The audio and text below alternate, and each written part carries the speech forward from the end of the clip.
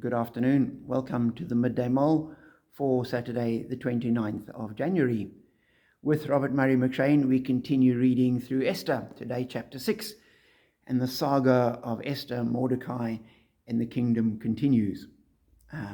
The king, Xerxes, cannot sleep, and tossing and turning, he ends up calling for the royal records to be brought, and they read them to him.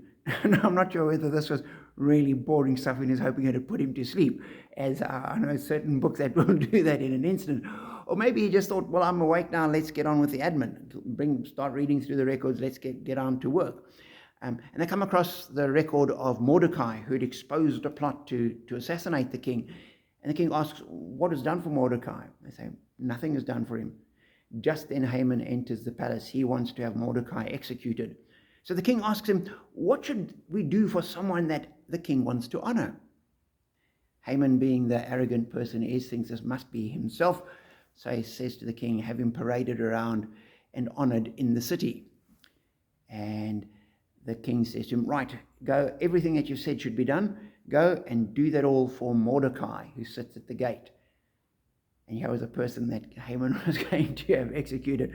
Suddenly Haman has to parade him around the city, exclaiming that the king wishes to honor him.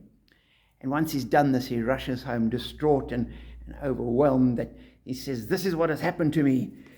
And I'm struck by the response of his friends. In verse 13, we're told, his advisors and his wife Zeresh said to him, well, since Mordecai, before whom your downfall has started, is of Jewish origin, you cannot stand against him. You will surely come to ruin.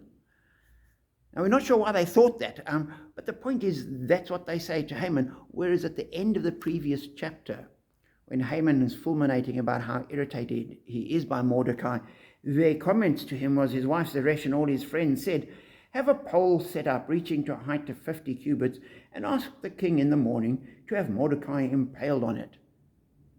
And so on the one hand, they're saying, well, just have Mordecai executed. And now they say, well, there's nothing you can do. You can't cross him.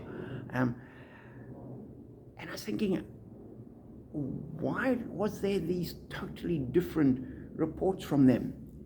And I suspect it might well be that they just told Haman what he wanted to hear. And so often people giving advice do that. And friends don't challenge us. They just say what they think we want to hear. Give smooth words. Don't give hard words. And for me, that's a challenge.